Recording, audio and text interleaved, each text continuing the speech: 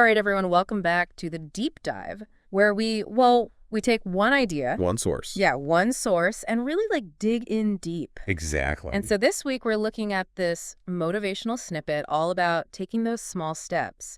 And I know you love efficient learning, so I think this will resonate. It's all about getting the most bang for your buck, right? Exactly. And it seems so simple on the surface, this idea of just taking the first step. But I have a hunch that it connects to some bigger concepts. Absolutely. So what jumped out at you when you first saw this snippet? Well, you hit the nail on the head when you mentioned efficiency, right? Yeah. And what's fascinating is how this idea of small steps ties into this idea called the compounding effect. Okay. So it's not just about taking action, but understanding that even tiny, consistent efforts, they build up over time and create a much bigger impact than you might expect, like way bigger than just adding up those individual efforts. Huh. That's interesting. And that makes me think about activation energy in chemistry. It's that initial push you need to kickstart a reaction. And sometimes the hardest part is just overcoming that inertia, taking that first step. And this snippet, it really nails that. You don't need a complete plan to start. Just focus on the first step. Exactly. Yeah. That is the key takeaway. And it's where the real magic happens.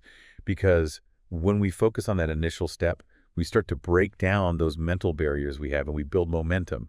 It's like that line from the snippet, success will chase you. And it's not about waiting for luck to strike. It's about putting in the consistent work, and that's what creates opportunity.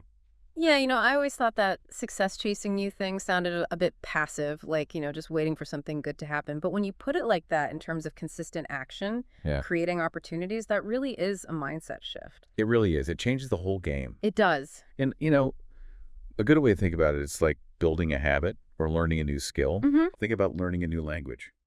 You don't wake up fluent, right? You start with a few words, maybe some basic phrases, and then you keep building on that. And before you know it, you're having conversations. It's all about accumulating those small actions, those consistent steps, and that's what leads to big results.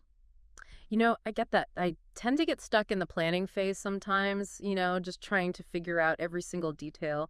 And it can be really paralyzing. So this idea of just starting with one small step, it's so freeing. It's like a permission slip to just stop overthinking and just begin. Exactly. And that's a crucial point here. This principle, it's not just about achieving huge, ambitious goals. It's a strategy for tackling anything that feels complex or overwhelming. Okay. Whether you're writing a book or launching a project or even just decluttering your inbox, breaking it down into smaller steps makes the whole process much less daunting and much more achievable. So to recap what we've learned from this tiny little snippet, we've got the power of compounding those small efforts.